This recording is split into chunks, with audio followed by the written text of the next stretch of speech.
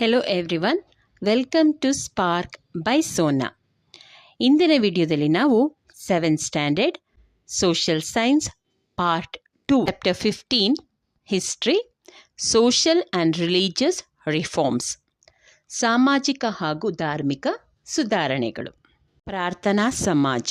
ಪ್ರಾರ್ಥನಾ Samaj was started by Atmarama Panduranga.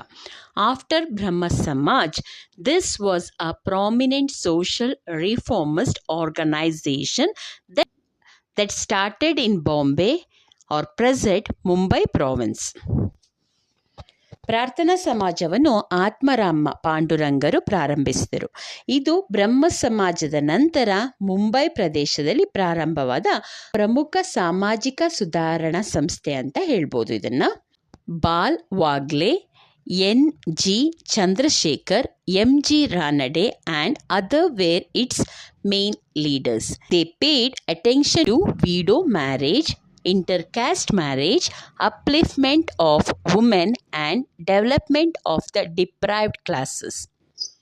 They also started ashramas for the destitutes and orphans. They opened educational institutions for the welfare of widows. ಪ್ರಾರ್ಥನಾ ಸಮಾಜದಲ್ಲಿ ಬಾಳವಾಗಲೆ, N.G. ಚಂದ್ರವಾರ್ಕರ್, M.G. Ranade ಮತ್ತು ಇನ್ನು ಕೆಲವೊಂದು ಪ್ರಮುಖ ನಾಯಕರು ಇದರಲ್ಲಿ ಇದ್ದರು. ಇವರು ಮೇಯ್ನಾಗಿ ವಿಧವಾ ವಿವಾಹ, ಅಂತರ್ಜಾತೀಯ ವಿವಾಹ, ಮಹಿಳೆಯರ ಸ್ಥಾನಮಾನದ ಉನ್ನತೀಕರಣ ಅಥವಾ ಅವರ ಅಪ್ಲಿಫ್ಮೆಂಟ್ ಮತ್ತು ಶೋಷಿತ ವರ್ಗದವರ ಅಭಿವೃದ್ಧಿಯ ಕಡೆಗೆ ಹೆಚ್ಚಿನ ಗಮನವನ್ನು ಕೊಡ್ತಾರೆ. ಅಲ್ಲದೆ ನಿರ್ಗತಿಕರಿಗೆ ಮತ್ತು ಅನಾಥರಿಗೆ ಆಶ್ರಮಗಳನ್ನು ಕೂಡ ಈ ಪ್ರಾರ್ಥನಾ ಸಮಾಜದ ಮೂಲಕ ಇವರು ಸ್ಥಾಪನೆ ಮಾಡ್ತಾರೆ. ಅಲ್ಲದೆ ವಿಧವೆಯರ ಉದ್ಧಾರಕ್ಕಾಗಿ ಎಜುಕೇಷನಲ್ ಇನ್ಸ್ಟಿಟ್ಯೂಷನ್ ಅಂದರೆ ಶಿಕ್ಷಣ ಸಂಸ್ಥೆಗಳನ್ನು ಕೂಡ ಆ ಸಮಯದಲ್ಲಿ ಪ್ರಾರ್ಥನಾ ಸಮಾಜ ಪ್ರಾರಂಭ ಮಾಡುತ್ತೆ. ನೆಕ್ಸ್ಟ್ ನೋಡೋಣ, ಸತ್ಯಶೋಧಕ್ Samaj. A non-Brahmin movement was started by Mahatma Jyotiba Phule in Maharashtra with an intention to create awareness among the lower strata of the society in Maharashtra. He established the Satyashodhak Samaj. Mahatma Jyotiba ಫುಲೆಯವರು ಮಹಾರಾಷ್ಟ್ರದಲ್ಲಿ ಬ್ರಾಹ್ಮಣೇತರರ ಚಳುವಳಿಯನ್ನು ಪ್ರಾರಂಭ ಮಾಡ್ತಾರೆ.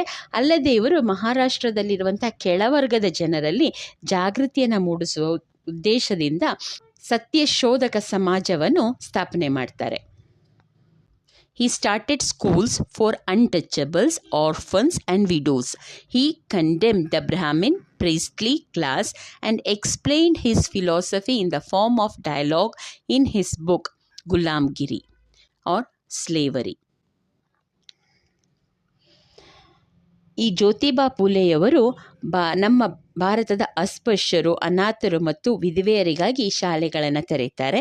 ಅಲ್ಲದೆ ಇವರು ಬ್ರಾಹ್ಮಣ ಪುರೋಹಿತ ವರ್ಗವನ್ನು ಖಂಡಿಸಿ ಒಂದು ಕೃತಿಯನ್ನು ಅಂದರೆ ಒಂದು ಪುಸ್ತಕವನ್ನು ಬರೀತಾರೆ. ಆ ಪುಸ್ತಕದ ಹೆಸರು ಗುಲಾಮಗಿರಿ ಅಂತ. ಈ ಗುಲಾಮಗಿರಿ ಡೈಲಾಗ್ ರೂಪದಲ್ಲಿದೆ, ಅಂದರೆ ಒಬ್ಬರು ಇನ್ನೊಬ್ಬರ ಜೊತೆ ಮಾತಾಡುವಂಥ ಒಂದು ಸ್ಟೋರಿ ಆಗಿರದೆ ಇದು ಡೈಲಾಗ್ ರೀತಿಯಲ್ಲಿ ಈ ಪುಸ್ತಕವನ್ನು ಬರೆದಿದ್ದಾರೆ. Along with his wife Savitri Bai, he opened a school for girls in Pune. In 1863, he attempted to put an end to the incidence of female infanticide by starting rehabilitation center for child widows. ಇವರು ತಮ್ಮ ಪತ್ನಿ ಸಾವಿತ್ರಿಬಾಯಿಯ ಜೊತೆಗೆ ಸೇರಿಕೊಂಡು ಪುಣೆಯಲ್ಲಿ ಬಾಲಕಿಯರಿಗೋಸ್ಕರ ಅಂದರೆ ಹೆಣ್ಣು ಮಕ್ಕಳಿಗೋಸ್ಕರ ಒಂದು ಶಾಲೆಯನ್ನು ಪ್ರಾರಂಭ ಮಾಡ್ತಾರೆ.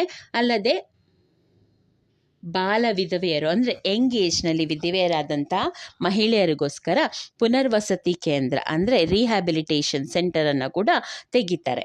ಅಲ್ಲದೆ ಇವರು ಇನ್ಫ್ಯಾಂಟ್ ಅಂದರೆ ನಿಮಗೆಲ್ಲ ಗೊತ್ತು, ಮಗು ಅಂತ. ಇನ್ಫ್ಯಾಂಟಿಸೈಡ್ ಅಂದರೆ ಮಗುವಿನ ಹತ್ಯೆ. ಇಂತಹ ಪ್ರಕರಣಗಳನ್ನು ಕೊನೆಗಾಣಿಸಲಿಕ್ಕೆ ತುಂಬ ಪ್ರಯತ್ನವನ್ನು ಪಡ್ತಾರೆ. He encouraged widow remarriages. Dr. B.R. Ambedkar had considered Mahatma Jyotiba Phule as his spiritual mentor. ಈ ಜ್ಯೋತಿಬಾ ಫುಲೆಯವರು ವಿಧವಾ ವಿವಾಹಕ್ಕೆ ಉತ್ತೇಜನವನ್ನು ಕೊಡ್ತಾರೆ. ಈ ಜ್ಯೋತಿಬಾ ಫುಲೆಯವರನ್ನು ಡಾಕ್ಟರ್ B.R. ಅಂಬೇಡ್ಕರ್ ಅಂದರೆ ನಮ್ಮ ಸಂವಿಧಾನ ಶಿಲ್ಪಿ ಏನಿದ್ದಾರೆ ಅವರು ತಮ್ಮ ಸ್ಪಿರಿಚುವಲ್ ಗುರು ಅಥವಾ ಮೆಂಟರ್ ಅಂದರೆ ಗುರು ಅಂತ, ಸ್ಪಿರಿಚುವಲ್ ಮೆಂಟರ್ ಆಗಿ ಅಂದರೆ ಗುರುವಾಗಿ ಸ್ವೀಕರಿಸಿದ್ರಂತೆ. Next, the young Bengal movement. The reformist concerns of Rajaram Mohan Roy inspired many young intellectuals in Bengal. This paved way for the young Bengal movement. The Anglo-Indian youth, Henry Vivon D'Erezio, was the leader of this movement. He gave a call to the youth to be independent and wise in their thinking. However, Indians did not respond appropriately to his call. ಈ ರಾಜಾರಾಮ್ ಮೋಹನ್ ರಾಯ್ ಅವ್ರ ಬಗ್ಗೆ ನಿಮ್ಗೆ already ಕಲ್ತಿದ್ದೀರಾ. ಈ ರಾಜಾರಾಮ್ ಮೋಹನ್ ರಾಯ್ ಅವರು ಏನೇನು ತತ್ವಗಳನ್ನು ತಂದಿರ್ತಾರೆ ಅದನ್ನು ಕೇಳಿ ತುಂಬ ಯುವಕರು ಇವರಿಂದ ಇನ್ಸ್ಪೈರ್ ಆಗಿರ್ತಾರೆ. ಹಾಗೆ ಇನ್ಸ್ಪೈರ್ ಆದವರಿಂದ ಸ್ಟಾರ್ಟ್ ಆಗಿದ್ದ ಚಳುವಳಿಯೇ ಈ ಯುವ ಬಂಗಾಳಿ ಚಳುವಳಿ ಅಥವಾ ಯಂಗ್ ಬೆಂಗಾಲ್ ಮೂವ್ಮೆಂಟ್ ಅನ್ನುವಂಥದ್ದು. ಇದನ್ನು ಸ್ಟಾರ್ಟ್ ಮಾಡಿದವರು ಒಬ್ಬರ ಆಂಗ್ಲೋ ಇಂಡಿಯನ್ ಯುವಕ. ಅವರ ಹೆಸರು ಹೆನ್ರಿ ವಿವಾನ್ ಡೆರೋಜಿಯೋ ಅಂತ. ಇವರು ಇದರ ಲೀಡರ್ ಆಗಿ ಕೆಲಸ ಮಾಡ್ತಾರೆ. ಭಾರತೀಯ ಯುವಕರಿಗೆ ನೀವು ಸ್ವಂತಿಕೆಯನ್ನು ಮತ್ತು ವಿವೇಚನೆಯಿಂದ ಆಲೋಚಿಸಬೇಕು ಅನ್ನೋದಕ್ಕೆ ಕರೆ ಕೊಡ್ತಾರೆ. ಆದರೆ ಭಾರತೀಯರು ಆ ಸಮಯದಲ್ಲಿ ಈ ಆಂಗ್ಲೋ ಇಂಡಿಯನ್ ಆಗಿದ್ದಂಥ ಈ ವಿವಾನ್ ಡೆರೋಜಿಯೋ ಅವ್ರದ್ದು ಮಾತನ್ನು ಕಿವಿ ಕೊಡಲ್ಲ. ಸರಿ, ಹಾಗಾದರೆ ಇವತ್ತಿನ ಲೆಸನ್ನ ನಾನು ಇಲ್ಲಿಗೆ ಸ್ಟಾಪ್ ಮಾಡ್ತಾ ಇದ್ದೀನಿ. ನಾಳೆ ಇದೇ ಲೆಸನ್ನ ನಾನು ಕಂಟಿನ್ಯೂ ಮಾಡ್ತೀನಿ. ಯಾರಿಗೆಲ್ಲ ನನ್ನ ಲೆಸನ್ ಇಷ್ಟ ಆಗ್ತಾ ಇದೆ ಪ್ಲೀಸ್ ಒಂದು ಲೈಕ್ ಕೊಡಿ. ಹಾಗೆ ನಿಮಗೆ ಯಾವ ರೀತಿ ಲೆಸನ್ಸ್ ಆಗಬೇಕು ಅಥವಾ ಯಾವ ಲೆಸನ್ಸ್ನ ನಾನು ಮಾಡಬೇಕು ಅನ್ನೋದನ್ನು ನೀವು ಕಮೆಂಟ್ ಮೂಲಕ ತಿಳಿಸಿ. Thank you for watching. Happy learning.